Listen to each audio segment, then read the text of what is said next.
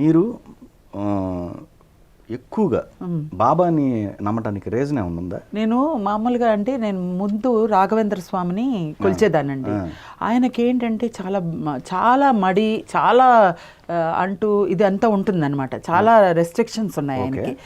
అలా ఈ సినిమా ఫీల్డ్లో అలాంటి ఏం కుదరవు, మెయింటైన్ చేయలేను నేను. ఏంటి దానికి సొల్యూషన్ ఏంటి అని రాఘవేంద్ర స్వామికే అడుగుతున్నాను. ఆయన్నే అడుగుతుంటే ఆయనే ఏమన్నాడు, ఆయన రూపమే ఈయన. రూపాలు చెయ్యి ఒకటైనా వేళ్ళన్నీ మన ఇదే కదండి, రూపాలు ఒకటే వేరు అంతే. నేను అలా అనుకొని ఇంకా తండ్రి నీ మడి నీ అవన్నీ నేను ఈ ఇండస్ట్రీలో మెయింటైన్ చేయలేను కాబట్టి నీకు బదులు ఆయనకేమీ ఉండదు. షిరిడి బాబాకి అలాంటి నియమాలంతా అంత లేదు, ఉంటాయి కానీ ఈయన రాఘవేంద్ర స్వామి అంత నియమాలు లేవు, కొంచెం ఈజీగా తీసుకోవచ్చు అని నీ బదులు ఈయన్ని కన్వర్ట్ చేసుకుంటున్నాను. ఎంతోమంది ఎన్నో రాజకీయాల జెండాలే మార్చేసుకుంటున్నారు, మనం ఈ దేవుణ్ణి మార్చుకోవడం ఎంతసేపు, నేను క్షమించిన ఆయన అని నేను కొలవడానికి అంత మడి ఆచారాలన్నీ నేను మెయింటైన్ చేయలేక నిన్ను తీసుకుంటున్నాను ఆయన రూపంలో అని నేను ఆయన్ని స్వీకరించుకున్నాను. షిరిడి బాబాని చేసుకున్నాను, నేను కొలుస్తున్నాను, జరుగుతుంది. కానీ ఫుల్ నిదర్శనం కనిపించింది.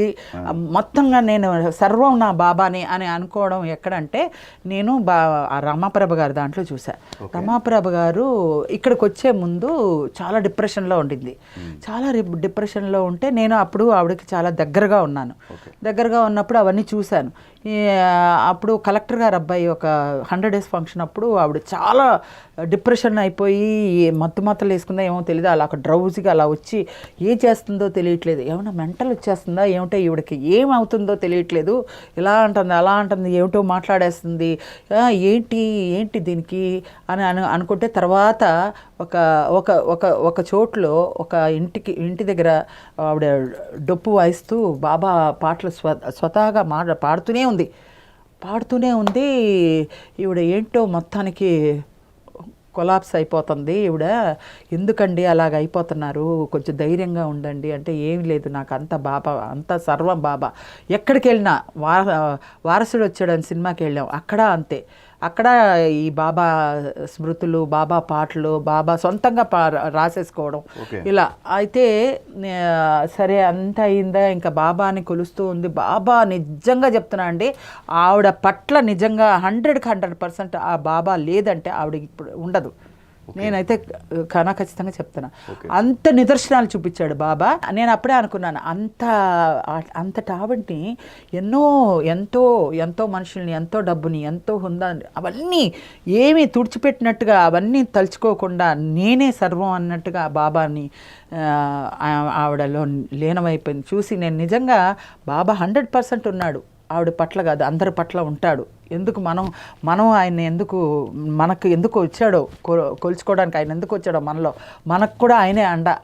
ఏదున్నా ఆయన మీదే భారం వేసేసి ఏ పని మీద వెళ్ళినా నువ్వే ఉన్నావు నాయన, నేను కారు నడుపుతానండి, కారు నడిపినా కూడా ఇదిగో ఈ బాబాని ఇక్కడ పెట్టుకుంటాను.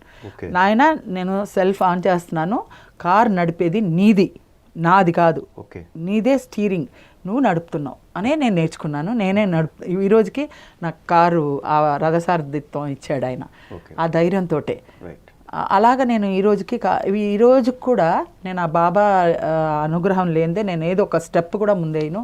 నాకు మంచైనా చెడైనా దుఃఖమైనా సుఖమైనా సంతోషమైనా ఆయనకు వెళ్ళబుచ్చుకుంటాను. సో ఎంటైర్ మీ లైఫ్లో మీరు తెలుసుకున్న నీతి ఏంటండి?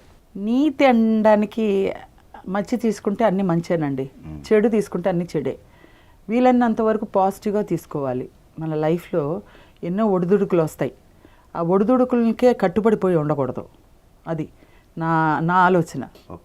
ఎదటోళ్ళు బాధగా ఉన్నా కూడా వాళ్ళని బాధ నుంచి మన వల్ల అయింది ఏదైనా అలా ఉండద్దు ఇలా ఉండదని మనం ఏమైనా చెప్పగలిగితే మన అనుభవపూర్వకంగా అలా చెప్పాలి, కానీ వాళ్ళకి ఎంకరేజ్ చేయకూడదు, మనం కూడా అలాగా అవ్వకూడదు అని ఒక ఇది.